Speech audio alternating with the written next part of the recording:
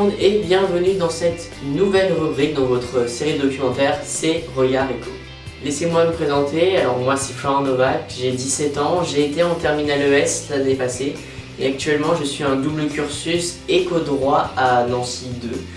Et il faut dire qu'en termes d'économie, c'est assez proche de ce que j'ai vu l'année passée, donc pour ceux qui vont faire de l'éco, travaillez bien en sciences économiques en terminale et en première aussi parce que ça va vous poursuivre les années universitaires. Alors bien évidemment en terminale c'est bien connu, les sciences économiques c'est... Putain le bac c'est dans une semaine, en plus c'est Coef 7, oh putain je vais mourir. Tu fais spé-éco. Oh putain je vais mourir.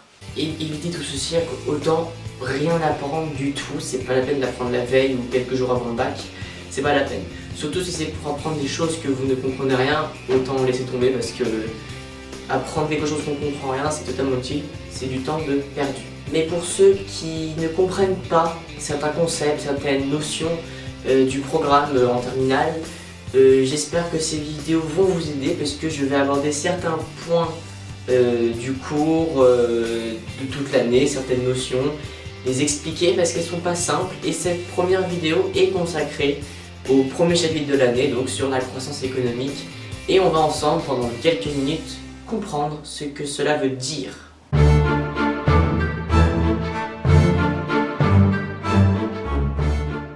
La croissance.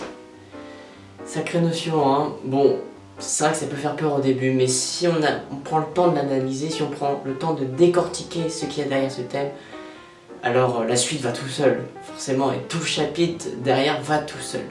Au sens strict, la croissance économique, c'est l'accroissement de la production des entreprises et des administrations publiques sur au moins 2 trimestres consécutifs et sur un territoire donné. Vous avez 4 heures. Alors qu'est-ce qu'il faut comprendre? En France, il y a plusieurs agents économiques qui contribuent à la croissance du pays, grand terme. Mais la comptabilité nationale a retenu 3 grands acteurs qu'on a regroupés en 2 dans la définition. Donc il y a les entreprises qu'on va subdiviser en 2, donc les entreprises publiques, c'est-à-dire que l'État détient plus de 50% du capital de cette entreprise. Les entreprises privées, donc au contraire l'État n'est pas majoritaire. Et on a les administrations publiques, c'est-à-dire tout ce qui concerne État, collectivités locales et organismes sociaux de sécurité sociale. Donc pour mesurer cette croissance économique, il y a un outil qui est essentiel, c'est le PIB, dit Produit Intérieur Brut. Et à l'intérieur de ce PIB, il existe le PIB marchand et le PIB non marchand. Donc, le PIB marchand, en fait, c'est la somme des valeurs ajoutées de toutes les entreprises présentes sur le territoire. Alors, valeur ajoutée, qu'est-ce que ça veut dire? La valeur ajoutée, alors on va prendre l'exemple d'une crêpe.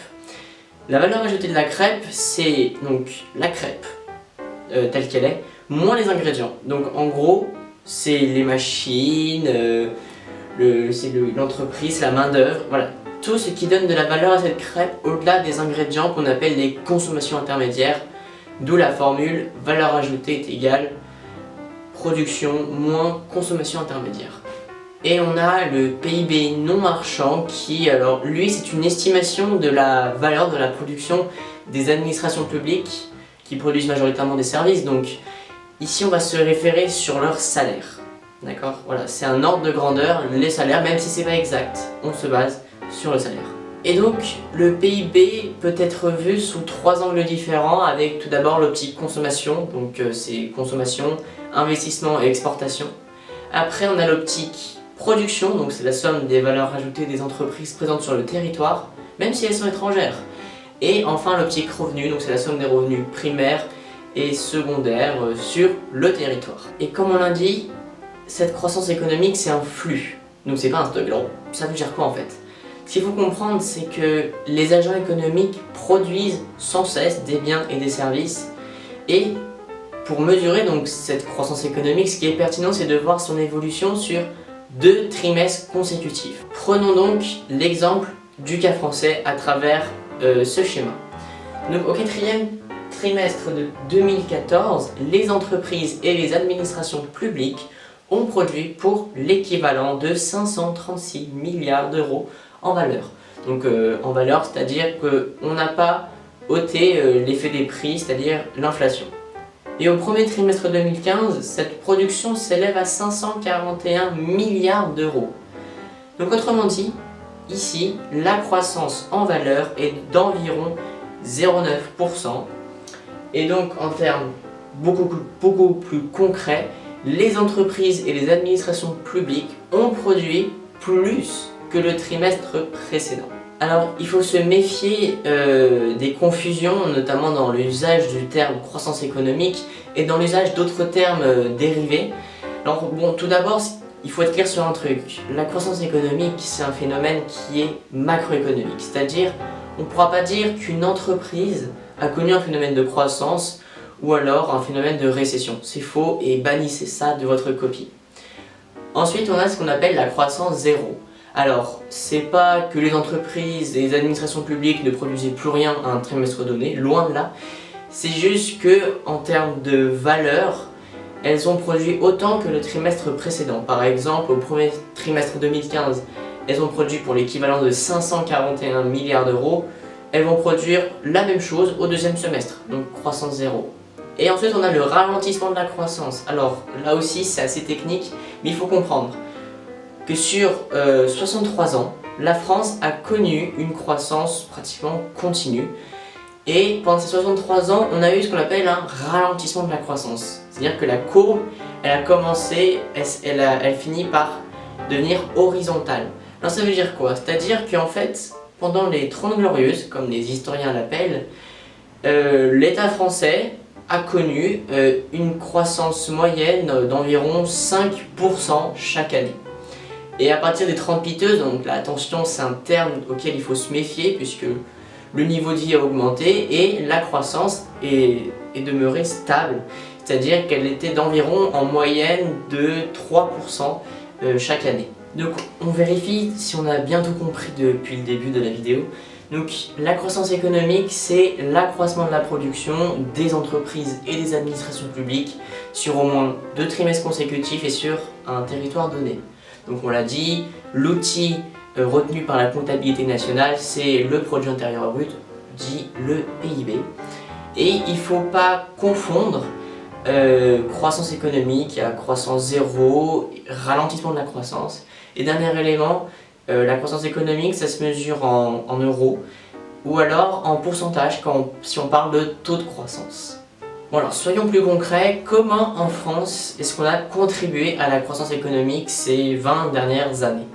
Bien évidemment, assez classiquement, la France, comme tous les pays du monde, utilise le facteur travail, c'est-à-dire la main-d'œuvre, mais aussi la variable durée du travail, exprimée en heures, et le facteur capital.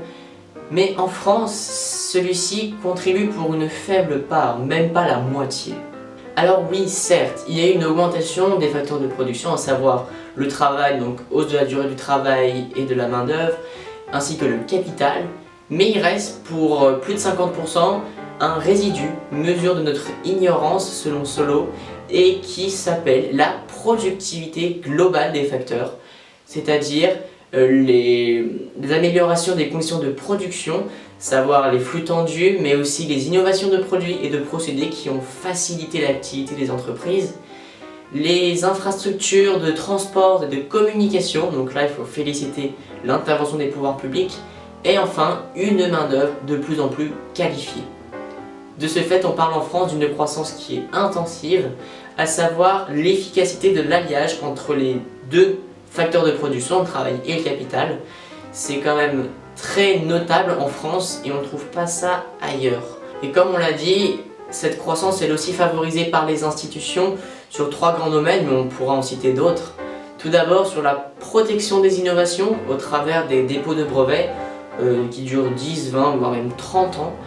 On a aussi l'encadrement de la concurrence sur les différents marchés pour éviter qu'elle soit déloyale.